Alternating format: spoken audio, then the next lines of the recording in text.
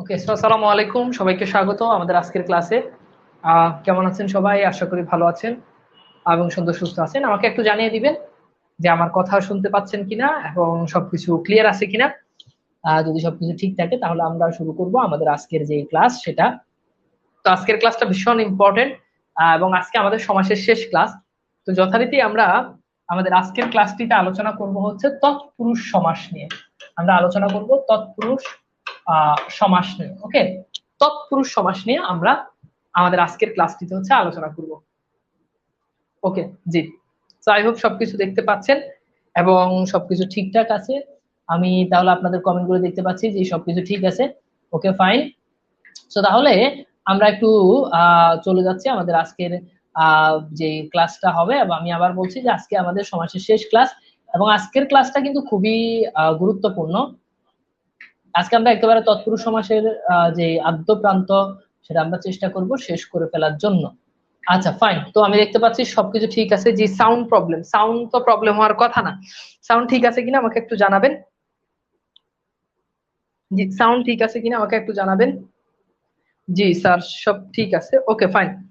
তো তাহলে আমরা আসেন আমরা একটু শুরু করি আমাদের ক্লাসটা। প্রথমত আমাদেরকে একটু জানতে হবে যে এই যে তৎপুরুষ সমাসটা যে আছে, এই তৎপুরুষ সমাসটা এটা আসলে এই জিনিসটা আসলে কি, বা এই তৎপুরুষ সমাস এটা আসলে কত প্রকার ও কি কি, এই জিনিসটা নিয়ে আমরা ফার্স্ট অফ অল একটু আলোচনা করব।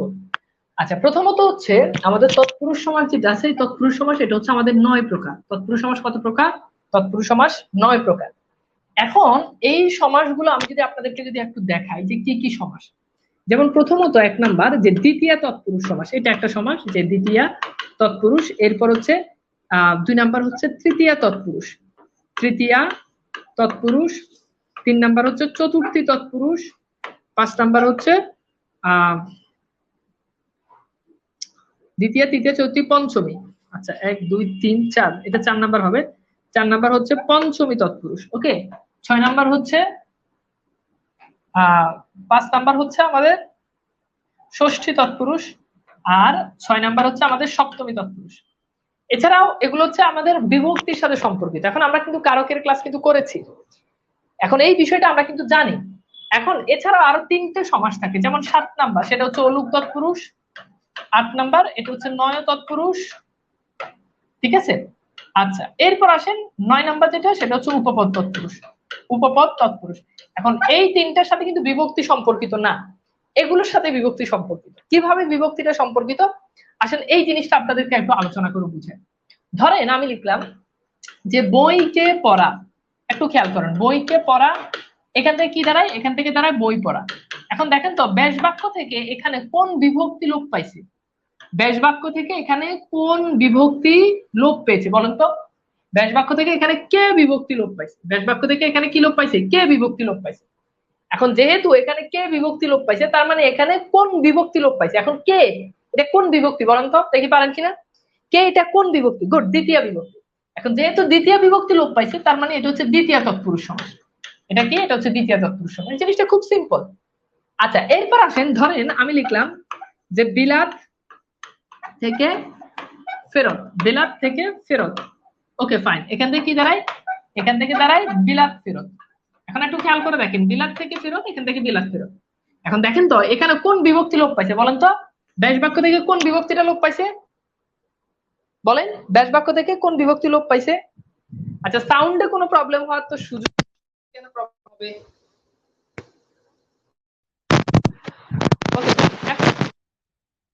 Very good. এখানে পঞ্চমী বিভক্তি লোপ পাচ্ছে। ঠিক আছে, পঞ্চমী বিভক্তি এখানে থেকে লোপ পাচ্ছে। এখন থেকে কোন বিভক্তি আমরা কিন্তু জানি, পঞ্চমী বিভক্তি। অর্থাৎ তৎপুরুষ সমাসটা পড়তে হলে আপনাকে অবশ্যই আগে বিভক্তিটা মনে রাখতে হবে। আপনাকে অবশ্যই কি করতে হবে? বিভক্তিটা আপনাকে মনে রাখতে হবে। এখন একটু খেয়াল করে দেখেন, এই যে এখানে যেহেতু এখানে পঞ্চমী বিভক্তি লোপ পাচ্ছে, কাজে এটা হচ্ছে পঞ্চমী তৎপুরুষ সমাস। এটা কোন সমাস? পঞ্চমী তৎপুরুষ সমাস। এখন আচ্ছা, এইবার খুব গুরুত্বপূর্ণ বিষয় যেটা এখানে একটু খেয়াল করেন। বিষয়টা হচ্ছে ভাইয়া, এখন পরীক্ষার হলে কি এই জিনিসটা দেওয়া থাকবে, অর্থাৎ বিলাত ফেরত দেওয়া থাকবে, নাকি বিলাত থেকে ফেরত দেওয়া থাকবে? অর্থাৎ ব্যাস বাক্য দেওয়া থাকবে নাকি সমস্ত পদ দেওয়া থাকবে? আমাকে একটু বলেন তো, ব্যাস বাক্য দেওয়া থাকবে নাকি সমস্ত পদ দেওয়া থাকবে? অবশ্যই কি দেওয়া থাকবে বলেন? সমস্ত পদ দেওয়া থাকবে। এখন ভাইয়া সমস্ত পদ দেখে কিন্তু বুঝার কোনো উপায় নেই যে এখানে কোন বিভক্তি লোপ পাইছে, অর্থাৎ বেলার থেকে ফেরত, এটা আপনি কিভাবে বুঝবেন? এটা তো আপনার ব্যাস বাক্য দেখে বলতে পারতেছেন, কিন্তু ব্যাস বাক্যতে তো সবসময় এই জিনিসটা দেখা যাবে না। মানে ব্যাস বাক্যতে তো আপনার পরীক্ষাতে ব্যাস বাক্য দেওয়াই থাকবে না, থাকবে কি সমস্ত পদ, থাকবে কি বলেন সমস্ত পদ। Very good. তার মানে আমরা ব্যাস বাক্য দিয়ে সমাজ শিখবো না, আমরা সমাজ শিখবো সমস্ত পদ দিয়ে। এখন আমি আপনাকে বললাম যে দ্বিতীয় বিভক্তি লোপ পেলে দ্বিতীয় তৎপুরুষ সমাস, চতুর্থী বিভক্তি লোপ পেলে চতুর্থী তৎপুরুষ সমাস, এটা তো ঠিক আছে, বাট এটা তখন ঠিক থাকতো যদি আমার পরীক্ষাতে ব্যাস বাক্য দিত, বাট আমার পরীক্ষাতে তো ব্যাস বাক্য পরীক্ষাতে প্রশ্ন দেয় না। আচ্ছা আমি একটু ফ্যানটা বন্ধ করে দেখি ওখানে ছোট একটা ফ্যান আছে, যদি বেশি গরম লাগে এই, ঠিক আছে ওকে। আচ্ছা তো জিনিসটা আমাদের মোটামুটি, এখন আমার মনে হয় যে সাউন্ড আর প্রবলেম হওয়ার কথা না, হয়তো একটু ফ্যানের নয়েজ হচ্ছে ওই জন্য। এইবার আসেন আমরা তাহলে জিনিসটা খুব ইজিলি শিখে ফেলি। প্রথমত আসেন দ্বিতীয় তৎপুরুষ। এখন প্রথম কথা কি, যে এখানে দ্বিতীয় বিভক্তি লোপ পাবে, এবং দ্বিতীয় বিভক্তি কি, একটা হচ্ছে কে আর একটা হচ্ছে রে, একটা হচ্ছে কে আর একটা হচ্ছে রে, অর্থাৎ এখানে কে রে লোপ পাবে, আমি সহজ করে বললে এটা ঠিক আছে। আচ্ছা এইবার আসেন খেয়াল করে দেখেন, এখন আমি আপনাদেরকে খুব সহজেই জিনিসটা বুঝাই। দ্বিতীয় বিভক্তিতে মনে রাখবেন এটার আরেকটা নাম হচ্ছে কর্ম তৎপুরুষ সমাস। দ্বিতীয় বিভক্তির আরেক নাম কি, কর্ম তৎপুরুষ সমাস। এখন আমি আপনাকে জিনিসটা খুব ইজি ভাবে বুঝাই, অর্থাৎ এই সমাসের শেষে একটা কর্ম থাকে। এখন কর্মটা কিভাবে বের করি, আমরা কিন্তু জানি যে কি বা কাকে দ্বারা প্রশ্ন করলে আমরা সাধারণত কর্ম পেয়ে থাকি, কি বা কাকে দ্বারা প্রশ্ন করলে আমরা সাধারণত কি পেয়ে থাকি, কর্মপদ পেয়ে থাকি, সাধারণত কি পদ পেয়ে থাকি, কর্মপদ পেয়ে থাকি। জিনিসটা ধরতে পারছেন? এইবার আসেন আমরা একটু দেখি এই যে জিনিসটা আমরা একটু খুব ইজিলি ক্লিয়ার করি। ধরেন আমি বললাম বই পড়া, এখন পরপদকে প্রশ্ন করেন কি পড়া, উত্তর আসতেছে বই। দেখেন পূর্বপদে কিন্তু একটা কর্ম থাকে, বই পড়া, কি পড়া, দেখেন পূর্বপদে আসতেছে বই। আচ্ছা এরপর দেখেন ছেলে ভুলানো, ছেলে ভুলানো, এখন আপনি প্রশ্ন করেন কাকে ভুলানো, ছেলে ভুলানো। ওই যে বলছি কি বা কাকে দ্বারা প্রশ্ন করলে, তাহলে পরপদকে কি অথবা কাকে দ্বারা প্রশ্ন করবেন, পূর্বপদে উত্তরটা পাবেন সেটা একটা কর্ম, কারণ আমরা জানি কি বা কাকে দ্বারা প্রশ্ন করলেই উত্তর পাওয়া যায় কর্ম। এই জন্যই এই সমাসটার নাম, আরেকটা নাম হচ্ছে কর্ম তৎপুরুষ সমাস। দেখেন আমি যদি প্রশ্ন করি রথ দেখা, তাহলে দেখেন তো কি দেখা, উত্তর হচ্ছে রথ দেখা, খুব সহজ। দেখেন আমি যদি প্রশ্ন করি আম কুড়ানো, আম কুড়ানো, এখন আমি প্রশ্ন করলাম কি কুড়ানো, উত্তর হচ্ছে আম কুড়ানো। দেখেন আমি লিখলাম দেশবঙ্গ, এখন দেশবঙ্গ, এখন আমি যদি প্রশ্ন করি কি বঙ্গ, উত্তর আসতেছে কি দেশবঙ্গ, দ্যাটস ইট। এইবার বলেন তো, এইবার বলেন দ্বিতীয় তৎপুরুষ সমাসের জন্য কি আপনার কি এখন কি ব্যাস বাক্য মনে রাখা লাগতেছে? বলেন এইটার জন্য কি আপনার ব্যাস বাক্য মনে রাখা লাগতেছে? বলেন তো এই জিনিসটার জন্য কি আপনার ব্যাস বাক্য মনে রাখা লাগতেছে? না, কোনোভাবেই ব্যাস বাক্য মনে। এখন আপনি ব্যাস বাক্য করেন ভাই, আপনি আগে সমস্ত পদ শিখেন, এরপর আপনি ব্যাস বাক্য করেন। দেখেন যখন আমি বলতেছি যে এবার আপনি ব্যাস বাক্য করতে পারবেন, যখন আপনি আইডেন্টিফাই করছেন এটা দ্বিতীয় তৎপুরুষ সমাস, তখন আপনি বলবেন বইকে পড়া, ছেলেকে বুলানো, জাস্ট কে যুক্ত করে দিলে হয়ে যাবে, কে অথবা রে, যেটাই যুক্ত করেন, ছেলে রে বুলানো, দেশ রে বঙ্গ, কোনো সমস্যা নেই, ঠিক আছে। আচ্ছা ফাইন, আর ব্যাস বাক্য মনে রাখা লাগবে না। দেখেন এর থেকে সহজ কিন্তু আপনি মানে আর কই শিখবেন বলেন এর থেকে সহজ? এরপর আসেন আরো কিছু টেকনিক আপনাকে বলি। যদি দেখেন শেষ মানে পরপদে প্রাপ্ত, গত, অতীত, এরপর আসেন পণ্য, এই শব্দগুলো থাকলে এটা কনফার্ম দ্বিতীয় তৎপুরুষ সমাস। কথা কি ভুল বলছি না বুঝেন নাই? অর্থাৎ যদি দেখেন পরপদে প্রাপ্ত, গত, অতীত, পণ্য, দ্যাটস ইট, এটা চোখ বন্ধ করে এটা দ্বিতীয় তৎপুরুষ সমাস। যেমন আসেন, যেমন আমি বললাম অবসর প্রাপ্ত কোন সমাস, উত্তর দ্বিতীয় তৎপুরুষ সমাস। এখন ভাই ব্যাস বাক্য করেন অবসরকে প্রাপ্ত, শেষ। আচ্ছা এরপর দেখেন আমি লিখলাম ব্যক্তিগত, তাহলে পরপদে কি আছে, গত আছে, তাহলে কোন সমাস, দ্বিতীয় তৎপুরুষ সমাস, শেষ। এবার দেখেন ব্যাস বাক্য করেন ব্যক্তিকে গত, বুঝছেন? আচ্ছা এরপর খেয়াল করে দেখেন আমি লিখলাম আশাতীত, তাহলে শেষে অতীত আছে, আশাকে অতীত, শেষ। এরপর আমি লিখলাম বিপদা, বিপদা পণ্য, তাহলে ব্যাস বাক্য করেন বিপদকে আপন্ন। এইবার বলেন দ্বিতীয় তৎপুরুষ সমাসের এই কৌশলটা বুঝছেন কিনা? এই কৌশলটা অর্থাৎ পরপদে পণ্য, প্রাপ্ত, গত, অতীত ইত্যাদি শব্দ থাকলে সেই সাথে আরেকটা জিনিস মনে রাখবেন যে পূর্বপদ যদি চির থাকে, পূর্বপদ যদি চির থাকে এটা কনফার্ম দ্বিতীয় তৎপুরুষ সমাস। যেমন দেখেন হতে পারে চির সবুজ, এখন এটার ব্যাস বাক্য কিভাবে করবেন, চিরকে সবুজ না, চির থাকলে কে রে ব্যাস বাক্যতে আসবে না, চির থাকলে সেটা হবে কি চিরকাল ব্যাপিয়া সবুজ, চিরকাল ব্যাপিয়া, হ্যাঁ, সবুজ, চিরকাল ব্যাপী সবুজ। বুঝছেন? চিরকাল ব্যাপী সবুজ, চির সবুজ। তাহলে আমি যদি বলি যে চির দুঃখী, এবার আপনি এটার ব্যাস বাক্য করেন, দেখি পারেন কিনা। দ্বিতীয় তৎপুরুষ সমাস, সেটা তো কনফার্ম। এবার ব্যাস বাক্য করেন, চির দুঃখী, এটার ব্যাস বাক্য করেন দ্রুত। চির দুঃখী, এটার ব্যাস বাক্য করেন, দেখি পারেন কিনা।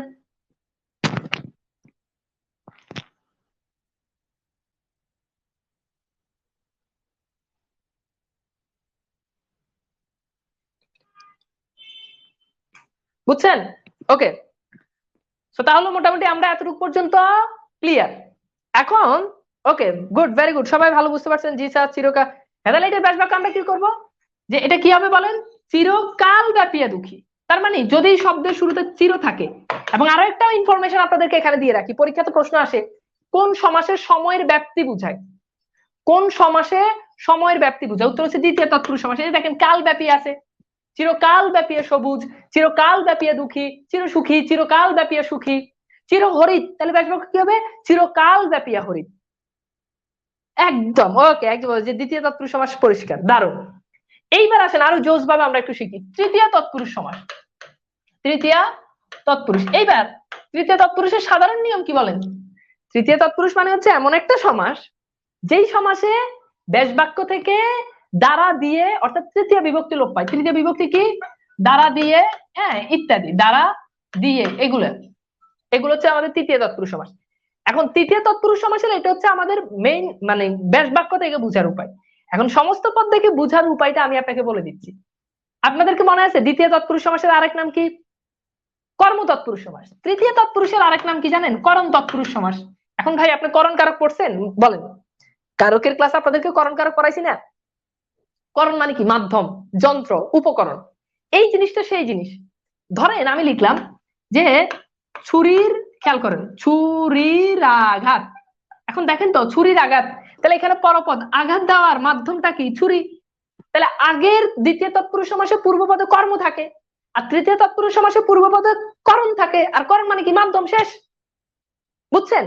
দেখেন, আমি যদি বলি যে বেত্রাঘাত, তাহলে আঘাত দেওয়ার মাধ্যম কি? বেত, শেষ।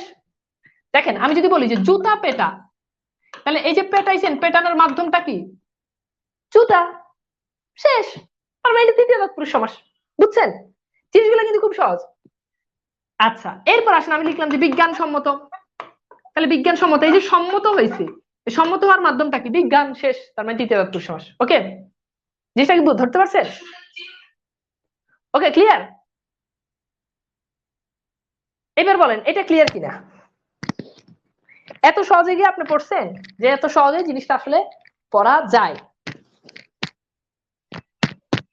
বলেন ক্লিয়ার কিনা, বলেন তো ক্লিয়ার কিনা।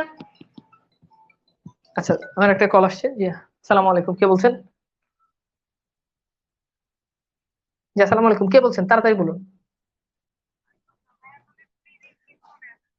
প্রিলির ব্যাচ, রানিং একটা ব্যাচ চলতেছে, ওইটাতে চাইলে আপনারা ভর্তি হতে পারবেন। দুজন? আচ্ছা, আমাদের ওই কোর্সটা তো রানিং কোর্স, অলরেডি চলতেছে, মেবি 20 নাকি 22টার মতো মেবি ক্লাস শেষ। তো আপনি চাইলেও, হ্যাঁ আছে আছে, হ্যাঁ হ্যাঁ হ্যাঁ আছে আছে। আচ্ছা, তো আপনি একটু, আপনি আপনি দুইজন ভর্তি হলো, আপনি হচ্ছে এই নাম্বারে টাকা পাঠান, 2040 টাকা পাঠাবেন, সেন্ড মানি করবেন এই নাম্বারে, সেন্ড মানি করে আমাদের পেজে একটু নক দিন। জি জি জি, ঠিক আছে, ওকে ওকে, জি ঠিক আছে, ওকে। এইবার আসেন খুব গুরুত্বপূর্ণ বিষয়। ওকে, এবার আসেন চতুর্থ তৎপুরুষ সমাস। সিম্পল, চতুর্থ তৎপুরুষ সমাসের মাঝখান থেকে লোপ পায় জন্য, অথবা লোপ পায় কি? নিমিত্তে। কি লোপ পায় বলেন? জন্য অথবা নিমিত্তে, কথা শেষ। এখন এটা আমি আপনাকে খুব ইজিলি আপনাকে শিখাই দিচ্ছি। ধরেন আমি লিখলাম বাসর ঘর। এখন এই যে ঘর বানাইছেন কিসের জন্য? বাসরের জন্য। অর্থাৎ এখানে বাসর উদযাপনের জন্য, অর্থাৎ এখানে পরপরটা তৈরি হয় পূর্বপদের জন্য। তাহলে খাতায় লিখে নেন যে চতুর্থ তৎপুরুষ সমাসে পরপদ তৈরি হয় পূর্ব পদের জন্য, কথা শেষ। বুঝছেন? তাহলে এখানে কি হবে? পরপদ তৈরি হবে কিসের জন্য? পূর্ব পদের জন্য। পরপদ তৈরি হবে কিসের জন্য? পূর্ব পদের জন্য। ওকে, বুঝছেন?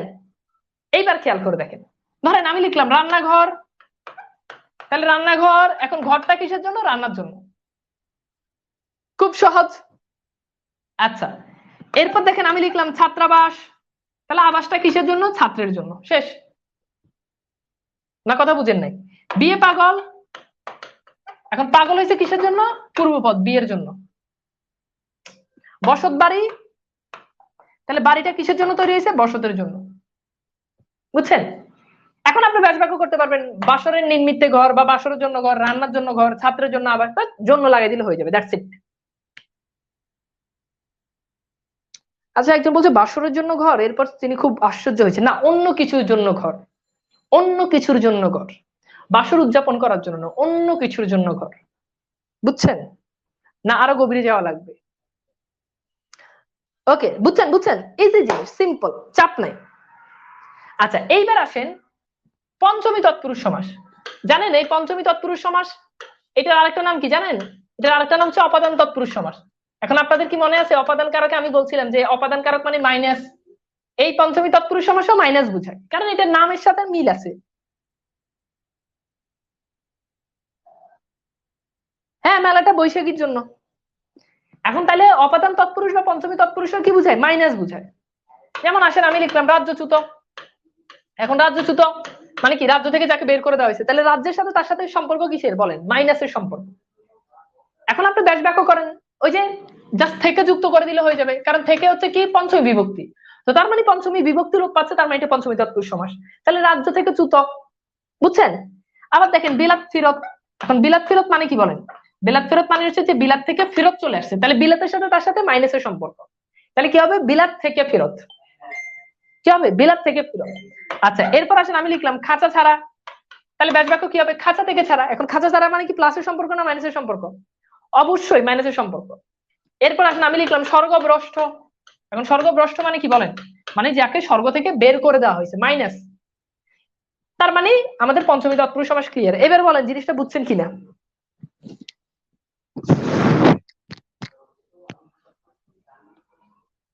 বুঝছেন? বুঝছেন? দ্রুত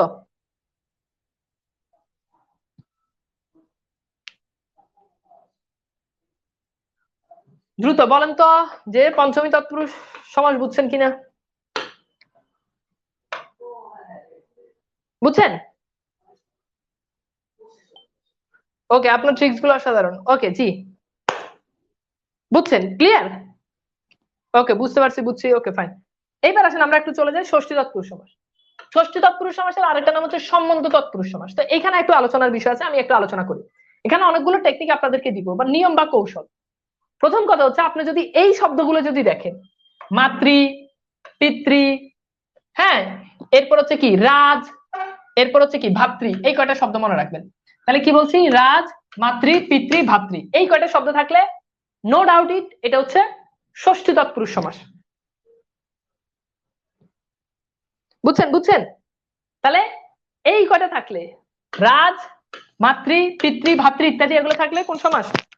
ষষ্ঠী তৎপুরুষ সমাস। এবার আসেন দেখেন, আপনি মিলে নেন গন্ধিরাজ, সরি গজনীরাজ, তাহলে রাজ আছে।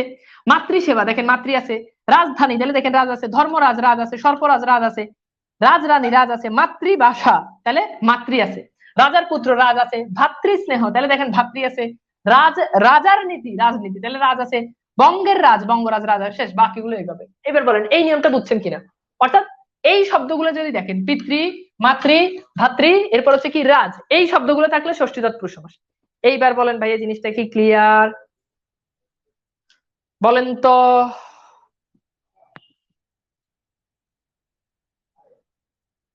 আগে বা পরে থাকলে কি হবে? আগে পরে বিষয়টা ম্যাটার না রে ভাই, আপনি তো সমস্ত পদ আইডেন্টিফাই করতে হবে। ভাই আমি তো এইচএসসি লেভেলের স্টুডেন্টদের পড়াচ্ছি না যে ব্যাস বাক্য সহ আমাকে জিনিসটা বুঝাইতে হবে। ব্যাস বাক্য আমি জাস্ট একটু বলে দিব, এছাড়া আর কিছু না। কারণ ব্যাস বাক্য আমার পরীক্ষাতে আসবে না।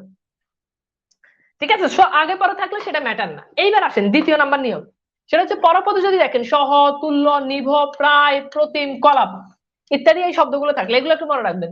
সহ, তুল্য, নিভ, প্রায়, প্রতিম, কলাপ, এই শব্দগুলো থাকলে ষষ্ঠী তৎপুরুষ সমাস। দেখেন ষষ্ঠী। এবার আপনি খেয়াল করে দেখেন পত্নী সহ, দেখেন পত্নী, এই যে সহ আছে, মাতৃ আছে, এটা কিন্তু অনেক অ্যাঙ্গেল, মাতৃ থাকলেও ষষ্ঠী তৎপুরুষ সমাস, আবার তুল্য থাকলেও ষষ্ঠী তৎপুরুষ সমাস, শেষ। তৎপ্রতি, এই যে প্রতি আছে, কীর্তিকলাপ, এই যে দেখেন শেষে কলাপ আছে, কন্যা সহ শেষে স আছে, এখানে তো ভাতৃ থাকলেও ষষ্ঠী, আবার তুল্য থাকলেও ষষ্ঠী, ঠিক আছে। এরপর এটা হচ্ছে তৎতুল্য, এটা হচ্ছে ক্রিয়াকলাপ, এই যে দেখেন কলাপ আছে। এবার বলেন 2 নম্বর নিয়মটা বুঝছেন কিনা, অর্থাৎ এই শব্দগুলো থাকলে, সহ, তুল্য, নিভ, প্রায়, প্রতিম, কলাপ ইত্যাদি, এই শব্দগুলো থাকলে সেটা ষষ্ঠী তৎপুরুষ সমাস। ওকে, বলেন ক্লিয়ার কিনা?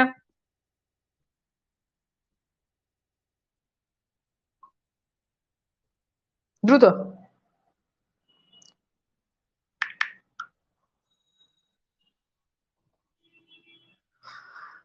বুঝছেন, বুঝছেন?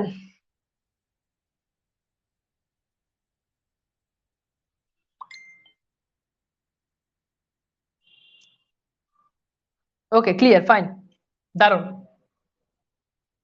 মাতৃতুল্য কি মানে হচ্ছে আপনার মাতার সমান, মানে যে মায়ের মতো। আচ্ছা, এইবার আসেন আমরা একটু দেখি, এইটা দেখি নিয়ম। এই নিয়মের ক্ষেত্রে বলা হচ্ছে যে এখানে আপনি মনে রাখবেন যে স্থান বা কালের যদি অংশ বুঝায়, স্থান বা কালের অংশ, তো স্থান বা কালের অংশ বুঝালে সেটা ষষ্ঠী তৎপুরুষ সমাস।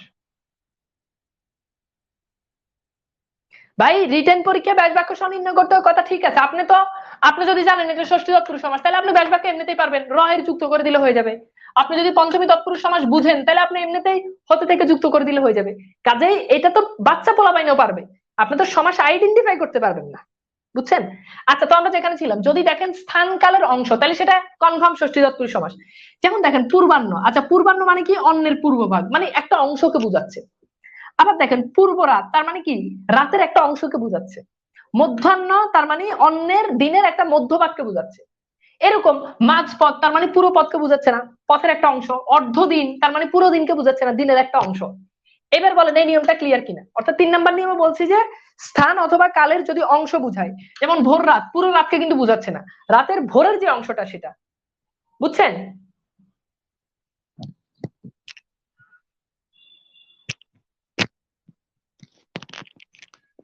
বুঝছেন, বুঝছেন? এইবার বলেন এই নিয়মটা বুঝছেন কিনা, বুঝছেন? সায়ান্ন অন্যের সায়। ওকে, পরিষ্কার, ফাইন। এরপর আসেন এই নিয়মে বলা হচ্ছে যদি বহু বচন বুঝায় তাহলে সেটা ষষ্ঠী তৎপুরুষ সমাস। যদি বহু বচন বুঝায় তাহলে সেটা ষষ্ঠী তৎপুরুষ সমাস। যদি কি বুঝায়? বহু বচন বুঝায়। এবার আসেন ছাত্রবিন্দু, একজন না অনেক ছাত্র? অনেক ছাত্র। পঙ্গপাল, মানে পঙ্গপাল কিন্তু পঙ্গ একটা প্রাণী, কিন্তু পঙ্গপাল আমরা বলি না হাতির পাল, গরুর পাল, মানে অনেকগুলোকে বুঝায়। পাল তো বহু বচন। গুণাবলী, একটা গুণ হলো গুণ, অনেকগুলো গুণ হলে সেটাকে বলা হয় গুণাবলী। এরপর ধেনুকুল, ধেনু মানে কি জানেন? গরু, মানে অনেকগুলো গরু। কবিকুল মানে অনেকগুলো কুল। পণ্ডিতগণ। এবার বলেন এই নিয়মটা বুঝছেন কিনা? কয়েকটা বুঝাই দিচ্ছি, এখানে আরো অনেকগুলো দেওয়া আছে, এগুলো খুব ইজি জিনিস, খুবই খুবই খুবই ইজি জিনিস। ধেনুকুল মানে কি? ধেনুকুল মানে গরু, ধেনু মানে হচ্ছে গরু,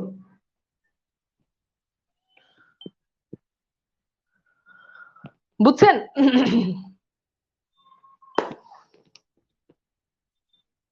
ওকে, ক্লিয়ার। আচ্ছা, এরপর আসেন পঞ্চমে যদি দেখেন শিশু, শাবক, দুগ্ধ, অন্ড, ডিম্ব, এগুলো যদি থাকে পরপদ তাহলে সেটাও ষষ্ঠী তৎপুরুষ সমাস। এই শব্দগুলো যদি মনে রাখেন, দেখেন কৌশলে পড়তেছি, শিশু, শাবক, দুগ্ধ, অন্ড, ডিম্ব। এবার দেখেন মৃগ শিশু, গো দুগ্ধ, অশ্ব ডিম্ব, হংসান্ড, তারপর দেখুন হংস ডিম্ব, মেষ শাবক, হ্যাঁ, কুটির অন্ড, কুটান্ড, ছাগির দুধ, ছাগ দুগ্ধ। দেখেন এই শব্দগুলো যদি থাকে সেটা হচ্ছে ষষ্ঠী তৎপুরুষ সমাস। খুবই সিম্পল এবং খুবই সহজ একটা জিনিস, খুবই সিম্পল এবং খুবই সহজ একটা জিনিস। একটা স্ক্রিনশট দিয়ে রাখেন এইটা, ঠিক আছে? বুঝছেন? আচ্ছা, এরপর আসেন এগুলো মোটামুটি আমাদের ক্লিয়ার, ষষ্ঠী তৎপুরুষ সমাস। এইবার আসেন আমরা একটু চলে যাই আমাদের সপ্তমী তৎপুরুষ সমাস। খাতায় লিখেন সপ্তমী তৎপুরুষ সমাস। তো সপ্তমী তৎপুরুষ সমাসে আপনাকে অবশ্যই একটা নিয়ম মনে রাখলেই হবে, যে যদি দেখেন স্থান বুঝায়, নির্দিষ্ট কোন স্থান বুঝালে, এবং যদি দেখেন দক্ষতা বুঝায়, কিংবা যদি দেখেন অদক্ষতা বুঝায়, সেটা সপ্তমী তৎপুরুষ সমাস। অর্থাৎ যদি স্থান বুঝায়, যদি দক্ষতা বুঝায়, যদি অদক্ষতা বুঝায়, সেটা কি? সেটা আমাদের সপ্তমী তৎপুরুষ সমাস। বুঝছেন, বুঝছেন? তাহলে যদি স্থান বুঝায়, এইবার আসেন আমরা একটু দেখি আকাশ ভ্রমণ। এখন দেখেন আকাশ একটা স্থান, আকাশ ভ্রমণ তার মানে কি ষষ্ঠী সপ্তমী তৎপুরুষ সমাস, বুঝছেন? আমি যদি বলি যে গোলা ভরা, তাহলে গোলা এটা একটা স্থান, গোলা ভরা এটা একটা স্থান, তার মানে এটা ষষ্ঠী তৎপুরুষ সমাস। অর্থাৎ এখানে স্থানের প্রায়োরিটি পায়, এখানে কি পাই, স্থানের প্রায়োরিটি পাই। আচ্ছা এরপর খেয়াল করে দেখেন আমি যদি বলি যে বনভোজন, তাহলে বনভোজন এখানে বন এটা কি, এটা একটা স্থান। অর্থাৎ পূর্ব পদে একটা স্থান থাকে, যেমন আকাশ, গোলা, বনভোজন, বন। এরপর দেখেন আমি যদি বলি যে গৃহবন্দী, তাহলে গৃহবন্দী এখানে পূর্ব পদে গৃহ এটা একটা স্থান। অর্থাৎ পূর্ব পদে স্থান থাকলে সাধারণত সেগুলো সপ্তমী তৎপুরুষ সমাস। দক্ষতা যদি বুঝায়, যেমন আমি লিখলাম রণদক্ষ, এটা তার দক্ষতা।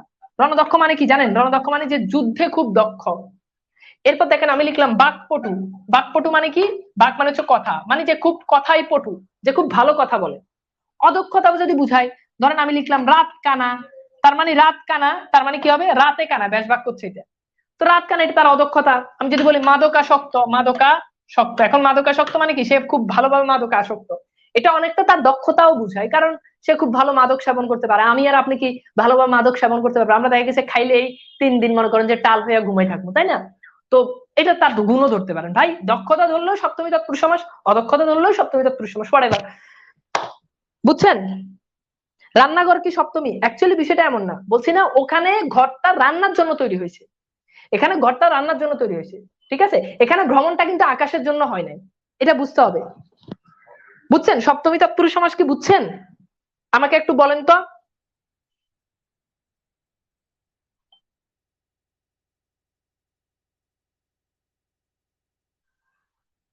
আমার ক্লাসগুলো গুছিয়ে দেওয়ার কথা ছিল, একটু সময় নেই, আজকে অথবা কালকের ভিতরে ক্লাসগুলো একদম পরিপূর্ণভাবে গোছানো হয়ে যাবে ইনশাল্লাহ। আচ্ছা এইবার আসেন আমরা একটু দেখি আমাদের মোটামুটি বিভক্তি রিলেটেড যে আলোচনাগুলো, এগুলো আমাদের শেষ। বিভক্তি রিলেটেড অর্থাৎ সপ্তমী তৎপুরুষ সমাস পর্যন্ত এগুলো বিভক্তির সাথে সম্পর্কিত, এগুলো শেষ। এইবার আমরা একটু আসি বিভক্তির পরে যেগুলো রয়েছে, যেমন আসেন অলুক তৎপুরুষ। এখন এর আগে আমরা অলুক বহুব্রী পড়ছি, আপনাদের কি মনে আছে অলুক বহুব্রী এর কনসেপ্টটা? অর্থাৎ যেটা আগে আমরা সহজ করে বললে অলুক তৎপুরুষ মানে কি, মানে অলুক তৎপুরুষ মানে হচ্ছে কি, অর্থাৎ এটা এমন একটা জিনিসকে বোঝায় যে যেখানে আপনি দেখবেন যে অলুক মানে পূর্ব পদে বিভক্তি থাকে, পূর্ব পদে বিভক্তি, অর্থাৎ এখানে পূর্ব পদে বিভক্তি থাকে, এবং এক্ষেত্রে মনে রাখবেন যেহেতু তৎপুরুষ সমাস কাজে এখানে পরপদের প্রায়োরিটি পায়, পরপদের কি পায়, প্রায়োরিটি পায়। আচ্ছা এইবার আসেন আমরা একটু দেখি, যেমন আমি লিখলাম যে সোনার বাংলা। এখন সোনার বাংলা দেখেন তো পূর্ব পদের অবিভক্তি আছে না নাই? আছে। এখন দেখেন র বিভক্তি আছে, তার মানে এটা পূর্ব পদে বিভক্তি আছে। এখন সোনার বাংলা বলতে কি সোনাকে বুঝায় না বাংলাকে বুঝায়? অবশ্যই বাংলাকে বুঝায়। দেখেন পরপদের প্রাধান্য আছে, এই জন্য এটাকে বলা হয় অলুক তৎপুরুষ সমাস। এখন একই রকম যদি অন্য পদের প্রাধান্য থাকতো, সেটা কিন্তু আবার অলুক বহুব্রী সমাস হয়ে যাবে। ব্যাপারটা আপনাকে বুঝতে হবে। যেমন খেয়াল করে দেখেন আমি যদি লিখি মাথায় পাগড়ি, এখন মাথায় পাগড়ি বলতে কিন্তু আর পাগড়িকে বুঝাচ্ছে না। এখানেও দেখেন পূর্ব পদে অন্তস্থ বিভক্তি আছে। মাথায় পাগড়ি বলতে কি মাথাকে বুঝাচ্ছে না, পাগড়িকে বুঝাচ্ছে না, মাথায় পাগড়ি বলতে বোঝানো হয় বরকে, এজন্য এটা হচ্ছে অলুক বহুব্রীহি সমাস। তাহলে এটা হচ্ছে অলুক বহুব্রীহি সমাস। এখন তাহলে অলুক বহুব্রী আর অলুক তৎপুরুষের ভিতর পার্থক্যটা আমরা বুঝতে পারছি। ধরেন আমি লিখলাম মনের মানুষ, এখন দেখেন পূর্ব পদে বিভক্তি আছে, এখন মনের মানুষ বলতে কিন্তু মনকে বুঝাচ্ছে না, বুঝাচ্ছে কি, মানুষকে বুঝাচ্ছে। আবার দেখেন আমি লিখলাম মামার বাড়ি, তো দেখেন পূর্ব পদে র বিভক্তি আছে, এখন মামার বাড়ি বলতে কিন্তু মামাকে বুঝাচ্ছে না, বুঝাচ্ছে কি বলেন, বাড়িকে বুঝাচ্ছে। বুঝছেন? তাহলে অলুক তৎপুরুষটা পড়লাম এবং অলুক বহুব্রীটা অনেকটা একই রকম, খালি পার্থক্য এই জায়গায় অলুক তৎপুরুষে পরপদের প্রাধান্য পায় আর অলুক বহুব্রীতে অন্য পদের প্রাধান্য পায়। বুঝছেন? ক্লিয়ার? আমাকে একটু বলেন তো এই দুটো কনসেপ্ট কি ক্লিয়ার?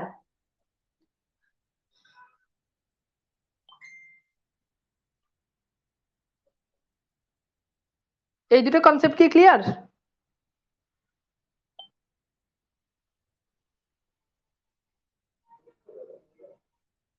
হ্যাঁ, অর্থাৎ পরপদের প্রাধান্য পেলে অলুক তৎপুরুষ, অর্থাৎ দুইটাতেই একই জিনিস কমন যে পূর্ব পদে বিভক্তি থাকে। এখন পরপদের প্রাধান্য পেলে অলুক তৎপুরুষ, পরপদের প্রাধান্য না পেলে অলুক বহুব্রী। কথা শেষ? ওকে, ওকে ফাইন। এইবার আসেন আমরা একটু আলোচনা যাই উপপদ তৎপুরুষ। উপপদ তৎপুরুষ এটা এটা এটা এটা বোঝাটা অনেকটা ডিফিকাল্ট, বাট এটা আমি আপনাকে খুব কৌশলে জিনিসটা শিখাবো। উপপদ তৎপুরুষটা আমি আপনাকে খুব কৌশলে শিখাবো।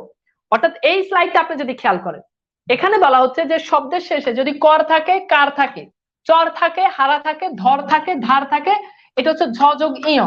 ওই যে বিজ্ঞান লিখতে আমরা যে যুক্ত বর্ণটা লিখি, এটা দ থাকে, জ থাকে ইত্যাদি যুক্ত বর্ণ থাকলে উপপদ তৎপুরুষ সমাস। অর্থাৎ এই যে এখানে যে কয়টা শব্দ দেখতে পাচ্ছেন, এগুলো যদি শব্দের শেষে অর্থাৎ পরপদে যদি থাকে, তাহলে এটা কনফার্ম এটা উপপদ তৎপুরুষ সমাস।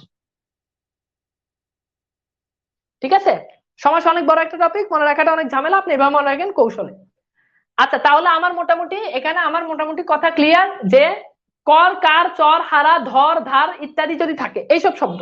এইবার আসেন দেখেন, এই যে দেখেন এখানে অনেকগুলো শব্দ দেওয়া আছে না, আপনি এটার একটা স্ক্রিনশট নেবেন, তার আগে আপনি ভালো করে বুঝেন। এই যে দেখেন কর, জাদুকর, মধুকর, চিত্রকর, প্রভাকর, চিত্রকর ইত্যাদি। কার যদি থাকে স্বর্ণাকার, কুম্ভকার, গ্রন্থাকার। এরপর যদি চর থাকে বনচর, নিশাচর, নবশ্চর, নক্তচর। তারপর হচ্ছে হারা যদি থাকে সর্বহারা, বাস্তুহারা। ধর যদি থাকে সূত্রধর, শশধর। ধারী যদি থাকে ছিন্নধারী, কপিনধারী। এরপর হচ্ছে গণিতজ্ঞ, বিজ্ঞ, ঝজকীয়, জলদ, বলদ, দেখেন শেষে দেওয়া আছে বারিদ। জ যদি থাকে পঙ্কজ, অনুজ ইত্যাদি। জিৎ যদি থাকে যেমন ইন্দ্রজিৎ, শত্রুজিৎ ইত্যাদি। শেষ। অর্থাৎ এই শব্দগুলো থাকলেই সেটা উপপদ তৎপুরুষ সমাস। একটা স্ক্রিনশট দিয়ে নেন। অর্থাৎ উপপদ তৎপুরুষ সমাসের মোটামুটি আপনি বলতে পারেন 80% এই কৌশলের ভিতরেই শেষ। বুঝছেন কথা কি? বুঝছেন? এটার একটা স্ক্রিনশট দিয়ে নেন, এটা কাজে লাগবে। কথা কি বুঝেন নাই?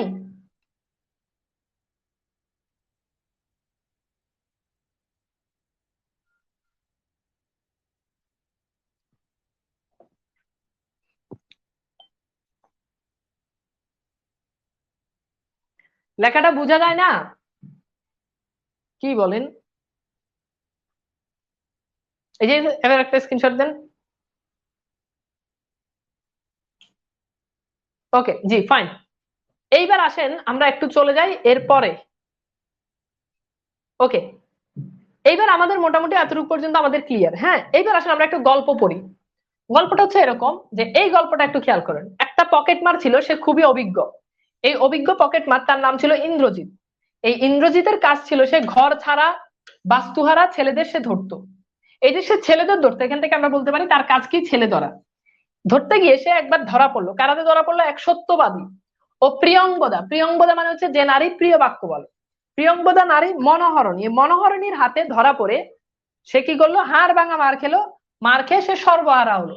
এই যে এখানে যে শব্দগুলো দেখতে পাচ্ছেন, অভিজ্ঞ, পকেট মার, ইন্দ্রজিৎ, গড় ছাড়া, বাস্তুহারা, ছেলে ধরা, এরপর কি ছেলে ধরা, সত্যবাদী, প্রিয়ঙ্গদা, মনোহরণী, হাড় ভাঙা, এগুলো হচ্ছে উপপদ তৎপুরুষ সমাস। এইটার একটা স্ক্রিনশট দিয়ে নেন। এইটার একটা স্ক্রিনশট দিয়ে নেন। এগুলো আমাদের কোন সমাস? এগুলো উপপদ তৎপুরুষ সমাস। বুঝছো এগুলো কোন সমাস? এগুলো কোন সমাস আপু? হ্যালো আপু বলেন। Hello, okay clear?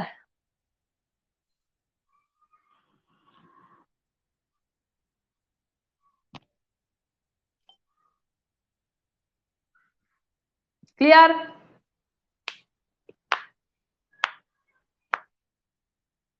Okay fine. তো আমরা মোটামুটি এতটুকু পর্যন্ত ক্লিয়ার। এইবার আসেন আমাদের একটা সমাস বাকি আছে, এবং সেই সমাসটা কি? সেটা হচ্ছে নয় তৎপুরুষ সমাস। এখন নয় তৎপুরুষ সমাসটা কি? এই যে যদি শুরুতে যদি কি থাকে? অ থাকে, অন থাকে, অনা থাকে, বে থাকে, বি থাকে, নি থাকে। অ অন অনা বে বি নানি।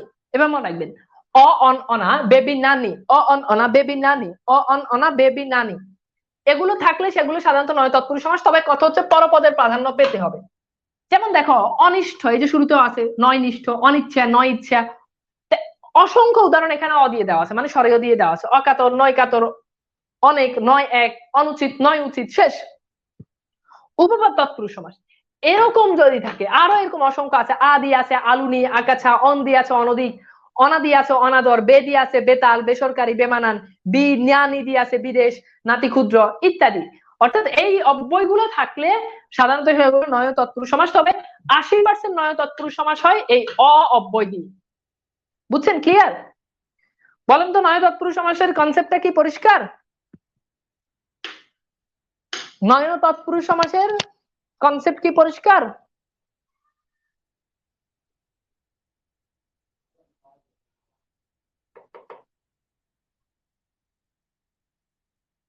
পরিষ্কার, ওকে ফাইন। সর্বশেষ আমাদের একটা সমাস বাকি আছে, সেটা হচ্ছে প্রাদি সমাস। এখন প্রাদি সমাস নিয়ে ভাই অনেক কথা বলা যায়, আমরা সেগুলো নিয়ে কথাবার্তা বলবো। তার আগে আসলে আমরা কিছু প্রশ্ন সলভ করি। 37তম বিসিএস আসা প্রশ্নটা আমরা একটু সলভ করি। সেই প্রশ্ন বলা হচ্ছে বিস্ময়াপন্ন সমস্ত পদটি সঠিক ব্যাস বাক্য কোনটি? বিস্ময়াপন্ন সমস্ত পদটি সঠিক ব্যাস বাক্য কোনটি? দ্রুত আমরা একটু সলভ করি।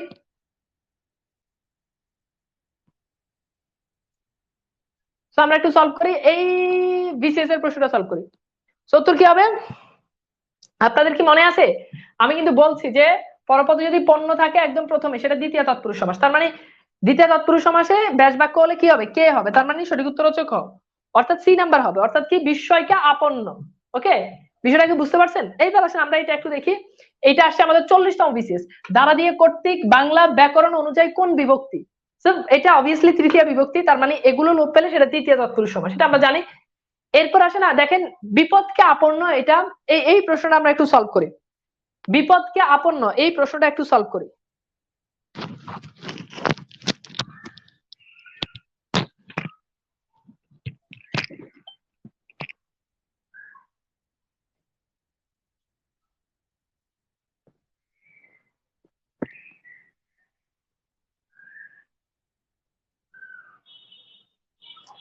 এটা উত্তর, এটা যেহেতু মানে পণ্য আছে, বিপদাপন্ন, তার মানে বিপদকে আপন্ন।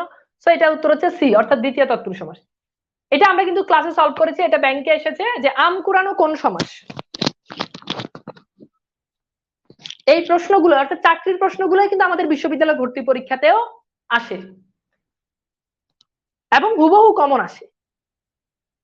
এজন্য বিশ্ববিদ্যালয়ে ভর্তি পরীক্ষার্থীদের উচিত হচ্ছে চাকরির প্রশ্নগুলো ভালো করে পড়া। কারণ আপনি চাকরি পরীক্ষা দিতে গেলে চাকরির প্রশ্নগুলো সলভ করতে হবে, আপনি বিশ্ববিদ্যালয় ভর্তি পরীক্ষা, নার্সিং পরীক্ষা দিতে গেলে চাকরির প্রশ্নগুলো আপনাকে সলভ করতে হবে। তো এইটার উত্তর হচ্ছে কি আম কুড়ানো, এটা কি হবে? আচ্ছা আমরা একটু দেখি।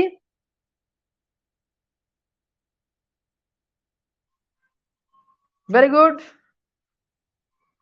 এটা কি হবে? ওকে, তিথি উত্তর করেছে, সুমাইয়া উত্তর করেছে, স্বপ্নের উত্তর করেছে, তাসনিম উত্তর করেছে, ভেরি গুড। তো ইহার উত্তর হচ্ছে আমকে কুড়ানো, তার মানে দ্বিতীয় তৎপুরুষ সমাস। সঠিক উত্তর হচ্ছে ক। এইটা আমরা একটু সলভ করি। প্রিয়ং, এটা হচ্ছে প্রিয়ংবদা, এটা কোন সমাস? তো এইটা আমরা একটু সলভ করি।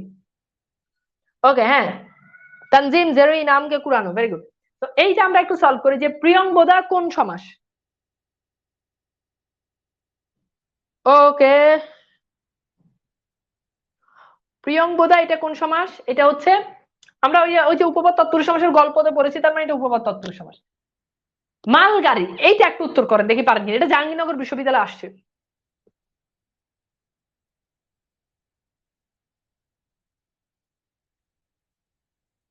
বুঝছেন? তো এইটা একটু খেয়াল করি। তো এখন এটা যদি এটা এটা এটা কি হবে? এটা তৎপুরুষ সমাস। কোন তৎপুরুষ সমাস? গাড়িটা মালের জন্য, তার মানে এটা মানে মাল নেওয়ার জন্য, তার মানে এটা চতুর্থ তৎপুরুষ সমাস। আচ্ছা, এগুলো আমরা মোটামুটি পড়েছি এবং সর্বশেষ আমাদের একটা জিনিস বাকি ছিল, সেটা হচ্ছে প্রাদি সমাস। এটা খুব ইজিলি জিনিস। প্রাদি সমাস এখানে যেই গল্প আকারে দেওয়া হয়েছে, এই গল্পের বাইরে কোনো প্রাদি সমাস অনেকগুলো আছে, বাট আমাদের পরীক্ষাতে এর বাইরে থেকে কখনোই আসে না এবং আসবেও না। তো এখান থেকে মনে রাখতে পারেন, প্রভাতে পরিভ্রমণকালে প্রবাদ প্রবচন ও অনুতাপের মাধ্যমে প্রবন্ধে প্রশিক্ষিত হয়ে প্রতিকূলে উন্নিদ্র অবস্থায় প্রগতি করা যাবে। তো এখানে যেগুলো রয়েছে অর্থাৎ প্রবাদ, পরিভ্রমণ, প্রবাদ, প্রবচন, অনুতাপ, প্রবন্ধ, প্রশিক্ষিত, অর্থাৎ গল্পে যে শব্দগুলো দেওয়া আছে এগুলো আবার নিচে দেওয়া আছে, যে মিলিয়ে নিন, এগুলো হচ্ছে প্রাদি সমাস। তো এইটার একটা স্ক্রিনশট দিয়ে নিন। ওকে, একদম বলছে এত ইজি লাগছে, হ্যাঁ জিনিসটা ইজি, বুঝছো? ওকে, তিথি দাস, রব্বি চৌধুরী, ওকে বলেন বলেন, জিনিসটা ক্লিয়ার কিনা? জিনিসটা ক্লিয়ার কিনা?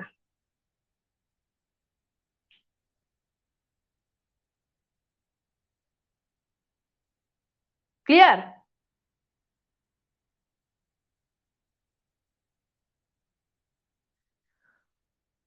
ওকে, প্রাদি সমাস কি আমাদের ক্লিয়ার? ওকে, ক্লিয়ার। আপনাদেরকে পিডিএফ দেওয়া হয়েছে, এখন স্লাইডের পিডিএফ দেওয়ার দরকার নাই, কারণ স্লাইডে তো সব জিনিস আমি স্লাইড দেখে দেখে পড়াই নাই। অনেকগুলো আমি লিখছি, অনেকগুলো স্লাইডে দেখে দিছি। যেগুলো দরকার এগুলো আপনি নোট করেন ভাই, সবকিছু আপনি পিডিএফ এর উপর ডিপেন্ড করেন কেন? স্ক্রিনশট নেন, নোট করেন, ক্লাস আমি চলে গেলে ক্লাসটা টেনে টেনে যে জায়গাতে দরকার ওই জায়গাতে নোট করেন। ওকে দিদি দাস, ধন্যবাদ। ওকে, ওকে, বিশ্ববিদ্যালয় পোস্ট, ঠিক আছে।